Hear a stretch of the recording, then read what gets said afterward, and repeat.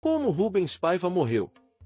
Rubens Paiva foi um político brasileiro que exerceu seu mandato durante o período do regime militar no Brasil. Ele foi eleito deputado federal pelo Partido Trabalhista Brasileiro em 1962, destacando-se como uma voz ativa contra o regime militar. Rubens Beirod Paiva nasceu em 26 de dezembro de 1929, na cidade de Santos, no litoral de São Paulo. Ele era filho de Jaime Almeida Paiva, um latifundiário e político brasileiro, e de Araci Beirod, uma dona de casa. Antes de Rubens nascer, seu pai era um despachante muito bem-sucedido na atividade, o que lhe proporcionou investir no futuro na compra de terras no interior paulista. Nos primeiros anos de vida de Rubens Paiva, o jovem presenciou o crescimento de seu pai não só financeiramente como também na política. Seu Jaime entrou na política ao se filiar ao Partido Constitucionalista de São Paulo, decisão que lhe trouxe bons cargos no funcionalismo público. Quando Rubens Paiva estava com 12 anos, seu pai tornou-se produtor rural no município de Eldorado Paulista, e vai se tornar um dos homens mais influentes da região. Rubens Paiva pôde presenciar em sua infância a trajetória de seu pai, que exerceu o cargo de vereador e prefeito. Embora ele tivesse fama de ser autoritário, conseguiu realizar boas obras que ajudaram a cidade a se desenvolver. Essa atmosfera política dentro de casa acabou influenciando a vida de Rubens Paiva, que no futuro seguiria também a vida política. Em 1948, logo após terminar o colegial, Rubens entrou na Faculdade de Engenharia Civil pela Universidade Presbiteriana Mackenzie. Na época, Mackenzie já era uma das instituições mais renomadas do Brasil, e se destacava pela sua excelência acadêmica e pelo forte envolvimento no desenvolvimento social e tecnológico do país.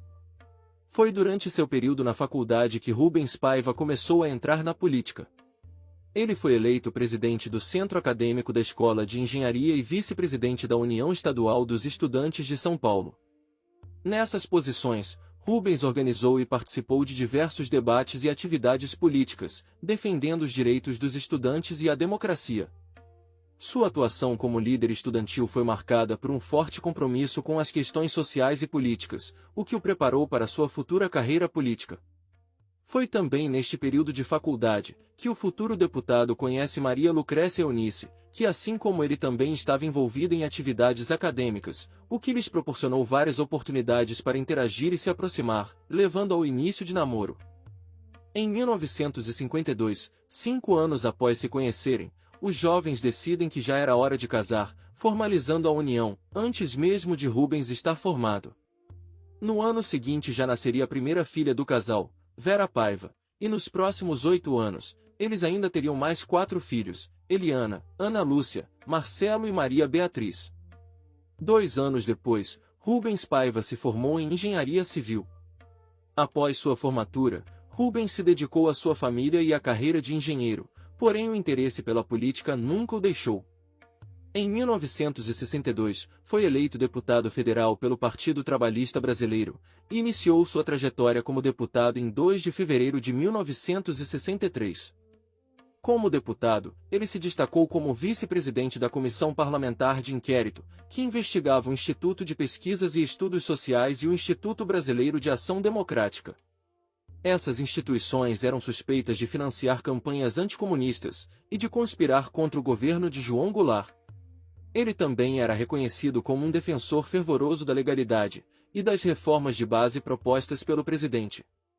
Quando o cenário político brasileiro estava desenrolando para uma intervenção militar, Rubens Paiva tomou a decisão de levar ao público a situação, e em 1º de abril de 1964, ele fez um discurso histórico na Rádio Nacional, pedindo aos trabalhadores e estudantes a defenderem a legalidade e a apoiarem o presidente João Goulart.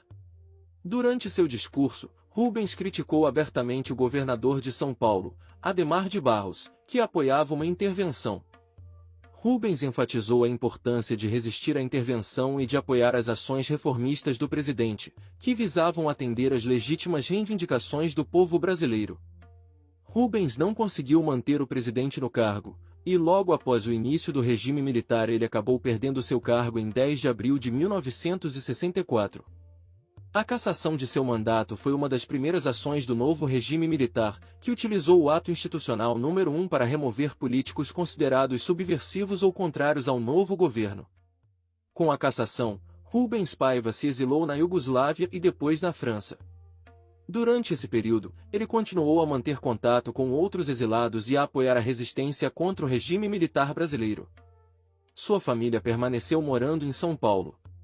Em 1965, durante uma viagem em destino a Buenos Aires, onde encontraria com outros refugiados, o agora ex-deputado aproveita que seu avião havia feito uma escala em São Paulo, para voltar a rever sua família. Decidido a se manter no Brasil, ele se muda com sua família para o Rio de Janeiro, onde volta a trabalhar como engenheiro e a cuidar de seus negócios, mas sempre mantendo um perfil discreto devido à constante vigilância do regime militar. Apesar disso, Rubens Paiva conseguiu manter uma rotina familiar sem maiores problemas, até que em 1971, tudo vai mudar. Neste ano, agentes do Centro de Informações e Segurança da Aeronáutica interceptaram correspondências que revelaram que Rubens mantinha contato com exilados políticos e militantes de esquerda, o que foi considerado uma ameaça pelo governo militar. A preocupação do governo era que Rubens Paiva tivesse dando abrigo ao militante conhecido como Adriano, cujo verdadeiro nome era Carlos Alberto Muniz. A suspeita que isso poderia estar acontecendo acabou levando à prisão de Rubens Paiva em 20 de janeiro de 1971. Durante o momento de sua prisão, Rubens decidiu ir com os agentes sem esboçar nenhuma reação, inclusive dirigindo seu próprio carro. Ele foi levado para o quartel do comando da Terceira Zona Aérea, onde ficou acorrentado a duas senhoras. No mesmo dia que ele foi preso, sua esposa Eunice e uma de suas filhas, que na época tinha 15 anos, também foram levadas presas. No dia seguinte à sua prisão, Rubens foi transferido para o Destacamento de Operações Internas no quartel da Polícia do Exército. Seu corpo já estava bastante machucado, devido ao tratamento que ele teve no dia de sua prisão, e durante o interrogatório, seu corpo ficou muito machucado e foi necessário chamar um médico, que aconselhou que ele fosse levado a um hospital. A orientação não foi seguida pelos agentes do governo, decisão que acabou levando à morte do ex-deputado Rubens Paiva. Rubens Paiva morreu no dia 22 de janeiro de 1971, devido às agressões sofridas. Ele estava com 41 anos. Seu corpo nunca foi encontrado. O governo na época divulgou uma versão oficial de que Rubens Paiva havia sido resgatado por um grupo armado enquanto era transferido para outra unidade militar. Essa versão foi amplamente desacreditada, mas o regime manteve a narrativa oficial por muitos anos. Eunice Paiva, esposa de Rubens, e seus filhos nunca aceitaram a versão oficial e lutaram incessantemente para descobrir a verdade sobre o destino de Rubens. Eles enfrentaram ameaças e intimidações, mas continuaram a buscar justiça e a verdade sobre o desaparecimento de Rubens. Rubens Paiva continua a ser para muitos um símbolo de coragem e resistência. Sua vida nos lembra da importância de defender nossos ideais mesmo diante da adversidade. E foi assim que Rubens Paiva morreu. Se você gostou, deixe seu comentário e inscreva-se no canal. Até o próximo vídeo.